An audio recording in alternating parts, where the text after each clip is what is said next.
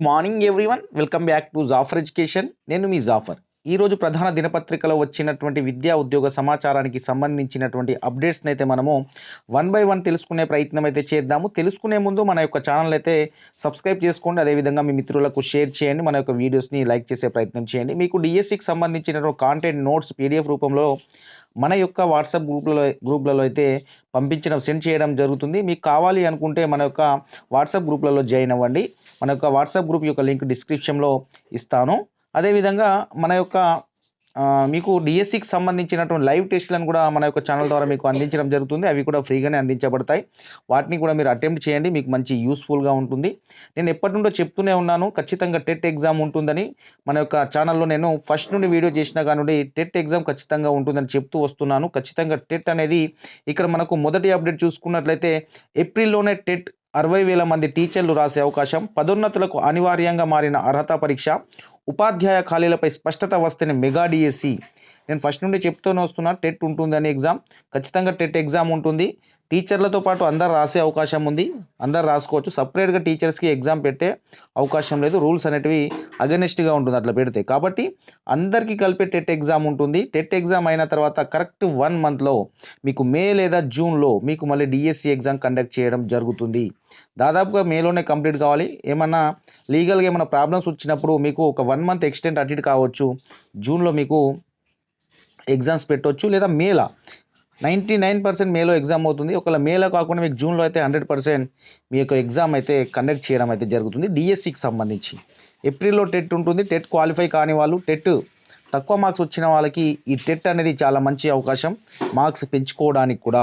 ఇక్కడ చూడండి, మన డీటెయిల్స్గా చూసుకున్నట్లయితే ఒకసారి ఉపాధ్యాయ అర్హత పరీక్ష నిర్వహణకు విద్యాశాఖ సన్నాహాలు చేస్తుంది. విద్యాశాఖపై సీఎం సమీక్షలో ఈ అంశం చర్చకు వచ్చింది. ప్రభుత్వ టీచర్లకు పదోన్నతి కల్పించడానికి టెట్ అనివార్యమని అధికారులు సీఎంకు తెలిపారు. దీంతో వీలైనంత త్వరగా టెట్ నిర్వహించాలని సీఎం ఆదేశించినట్టు అధికారులు చెప్తున్నారు. ఈ నేపథ్యంలో ఏప్రిల్లో ఈ పరీక్ష నిర్వహించే అవకాశాలు కనిపిస్తున్నాయి. రాష్ట్రంలో 1,03,000 మంది ప్రభుత్వ ఉపాధ్యాయులు ఉన్నారు. 2012 ముందు టెట్ లేకపోవడంతో అంతకుముందు ఉన్న దాదాపు 60,000 మంది టీచర్లు అర్హత లేదు. మరోవైపు టెట్ ఉంటే తప్ప పదోన్నతులు కల్పించడానికి వీల్లేదని 2012లోనే కేంద్రం తెలిపింది. అయితే టెట్ పరీక్ష నిర్వహించే వరకు ఈ నిబంధనను అమలు చేయలేమని పేర్కొంటూ ఉమ్మడి రాష్ట్ర ప్రభుత్వం అప్పట్లో మినహాయింపు ఇచ్చింది. కేంద్రం తాజాగా మరోసారి నిబంధనను తెరపైకి తేవడం, సుప్రీంకోర్టు కూడా టెట్ తప్పనిసరైన తీర్పు ఇవ్వడంతో గత ఏడాది నుంచి పదోన్నతులు నిలిచిపోయాయి. మెగా డిఎస్సికి టెట్ ఆటంకం. రాష్ట్రంలో మెగా డిఎస్సి నిర్వహిస్తామని కాంగ్రెస్ అయితే ఎన్నికల మేనిఫెస్టోలో హామీ ఇచ్చింది. ఈ నేపథ్యంలో దీన్ని అమలుపై అధికారులతో సీఎం చర్చించారు. మెగా డిఎస్సి చేపట్టాలంటే ఉపాధ్యాయ ఖాళీలపై స్పష్టత రావాలి. రాష్ట్రంలోని దాదాపు 10,000 స్కూల్ అసిస్టెంట్ పోస్టులను సెకండరీ గ్రేడ్ ఉపాధ్యాయులకు పదోన్నతులు కల్పించడం ద్వారా భర్తీ చేస్తారు. ఇవి కాకుండా ఇప్పటికే 12,000 పోస్టులు ఖాళీగా ఉన్నాయి. వీటితో పాటు ఎడ్జిటీలు మొత్తం కలిపి 22,000 టీచర్ పోస్టులు భర్తీ చేయాల్సి ఉంది. టెట్ లేని కారణంగా పదోన్నతులు ఇవ్వడం సాధ్యం కావడం లేదు. ఈ కారణంగా టెట్ నిర్వహించాలని ప్రభుత్వం భావిస్తుంది. అయితే టెట్ ఎవరికి ఉంటుంది, ఎవరెవరు రాసుకోవచ్చు అనేది చాలామందికి డౌట్స్ ఉండొచ్చు. ఓన్లీ టీచర్స్కి టెట్ పెడతారా అంటే అది అసాధ్యం. టీచర్స్కి అందరికీ టెట్ ఎగ్జామ్ ఉంటుంది. ఇక్కడ చూడండి, రాష్ట్రంలో సర్వీస్లో ఉన్న వారికి డిపార్ట్మెంట్ టెస్ట్ మాదిరిగా ప్రత్యేకంగా టెట్ పరీక్ష నిర్వహించాలని టీచర్లు కోరుతున్నారు. వీరితో పాటు డిఎడ్ బిఎడ్ పూర్తి చేసిన వాళ్ళు కూడా ఈ పరీక్ష రాస్తారు. ప్రైవేటు స్కూళ్ళలో పనిచేయాలన్న టెట్ తప్పనిసరి. కాగా ఏడాదికి 2 సార్లు టెట్ చేపట్టాలన్న ప్రభుత్వ నిబంధనలు చెబుతున్నా ఇది అమలుకు నోచుకోవడం లేదు. ఇప్పుడు సర్వీస్లో ఉన్న వారికి టెట్ నిర్వహించాల్సిన పరిస్థితి నెలకొనడంతో అందరికీ కలిపి సాధారణ టెట్ నిర్వహించాలని విద్యాశాఖ ప్రభుత్వానికి నివేదించింది. 10th పరీక్షలు ముగిసిన వెంటనే ఏప్రిల్ మొదటి వారంలో టెట్ చేపట్టాలనే ఆలోచనలో ఉన్నారు. అయితే 45 ఏళ్ళు దాటిన ఉపాధ్యాయులు టెట్కు సన్నద్ధం అవ్వాల్సిన అవసరం ఉందని, పరీక్షలు ఇచ్చే సిలబస్పై కొంత కసరత్తు చేయాల్సి ఉంటుందని ఉపాధ్యాయ సంఘాలు అంటున్నాయి. దీన్ని దృష్టిలో ఉంచుకొని కొంత వ్యవధి ఇవ్వాలనే డిమాండ్ కూడా పెరుగుతుంది. ఇక్కడ చూసుకోండి, టెట్ ఎగ్జామ్ అందరు రాసుకోవచ్చును. ఇప్పుడు వచ్చే టెట్ అంటే ఏప్రిల్లో ఉండేటువంటి టెట్ ఎగ్జామ్ కూడా చాలా ఈజీగా ఉండే అవకాశం ఉంది. ఉపాధ్యాయులను దృష్టిలో పెట్టుకొని టెట్ పేపర్ని ఈజీగా తయారు చేస్తారు. సిలబస్ కూడా లిమిటెడ్ సిలబస్ కూడా కేటాయించడం జరుగుతుంది. కాబట్టి అందరి టెట్ అయితే రాసి మంచి స్కోర్ అయితే పెంచుకునే అవకాశం అయితే కనిపిస్తాం. సపరేట్గా టెట్ అనేది పెట్టరాదు టీచర్స్కి. కాబట్టి అందరికీ కలిపి కామన్ టెట్ నిర్వహించడం జరుగుతుంది. మీకు డిఎస్సి మాత్రం మే లేదా జూన్లో ఉండే అవకాశం అయితే కనిపిస్తుంది. దాదాపుగా ఒక 20,000 ఖాళీలతోటే వచ్చే అవకాశం ఉంది. మెగా డిఎస్సి వస్తుంది. అన్ని జిల్లాల్లో పోస్టులు ఖచ్చితంగా పెరుగుతాయి. ముఖ్యంగా ఎడ్జిటీకి సంబంధించినటువంటి ఖాళీలు హెవీగా పెరిగే అవకాశం అయితే కనిపిస్తూ ఉంది. ఇక్కడ చూడండి, ఉపాధ్యాయుల పదోన్నతులకు టెట్ తప్పనిసరి. తుది నిర్ణయానికి వచ్చిన విద్యాశాఖ వారైతే తుది నిర్ణయానికి వచ్చింది. ఇంతకుముందు చదువుకున్నదే మనం. నెక్స్ట్ మెగా ఆశలు. మెగా డిఎస్సి ప్రకటనతో వివరాల సేకరణ, పనుల్లో అధికారుల నిమగ్నం. లెక్కలు వేసుకుంటున్న అభ్యర్థులు, ఖాళీలన్నీ భర్తీ చేయాలంటున్న ఉపాధ్యాయ సంఘాలు. ఇక్కడ చూసుకున్నట్లయితే మనకు మొత్తము గ్రేడ్ 2 హెచ్ఎంలు 92 మంజూరు అయితే పనిచేస్తున్న వారు 92, ఖాళీలు ఏం లేవు.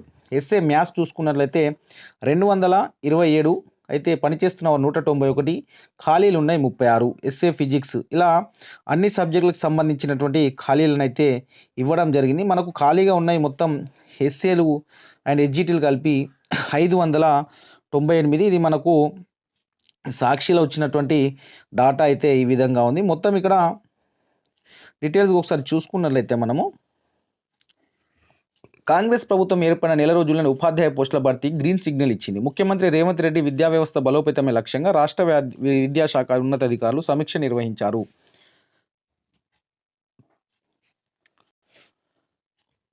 దీంతో ఖాళీల లెక్కలు తీసే పనుల విద్యాశాఖ అధికారులు నోటిఫికేషన్ వస్తే ఉద్యోగం కొట్టాలనే ఆశతో అభ్యర్థులైతే కసరత్తు ప్రారంభించారు. పదోన్నతులతోనే స్పష్టత. గత బీఆర్ఎస్ ప్రభుత్వం ఉపాధ్యాయుల పదోన్నతులు బదిలీలు ప్రక్రియ శ్రీకారం చుట్టింది. పీజీహెచ్ఎంలకు పదోన్నతులు కూడా ఇచ్చింది. అయితే స్కూల్ అసిస్టెంట్లకు పదోన్నతులు ఇచ్చే సందర్భంలో టెట్ ఉత్తీర్ణత తప్పనిసరి చేయడంతో ఆ ప్రక్రియకు బ్రేక్ పడింది. పదోన్నతుల ప్రక్రియ సజావుగా సాగితే జిల్లాలో ఖాళీగా ఉన్న 337, ఇది మనకు ఒక డిస్టిక్కి సంబంధించినటువంటి డాటా, ఆ డిస్టిక్లో ఉన్నటువంటి ఖాళీల వివరాలు. ఇక్కడ చూసుకున్న 337 స్కూల్ అసిస్టెంట్ పోస్టులు 70% పదోన్నతుల ద్వారా నిర్వహించడం అయితే జరుగుతుంది. ఇక్కడ మొత్తం మనకు 267 పోస్టులు ఉంటే 247 పోస్టుల ద్వారా అయితే నింపడం అయితే జరుగుతుంది. ఇది మనకు ఒక డిస్టిక్కి సంబంధించినటువంటి డాటా. మహబూబాబాద్ డిస్టిక్కి సంబంధించినటువంటి వేకెన్సీస్ అయితే ఈ విధంగా ఉన్నాయి. మహబూబాబాద్లో మొత్తం 596 వేకెన్సీస్ అయితే కనిపిస్తూ ఉన్నాయి. మహబూబాబాద్ ఈ యొక్క డిస్టిక్లో ఈ విధంగా అయితే ఖాళీలు ఉన్నాయి. వాటిని మీరు ఒకసారి చూసుకోండి.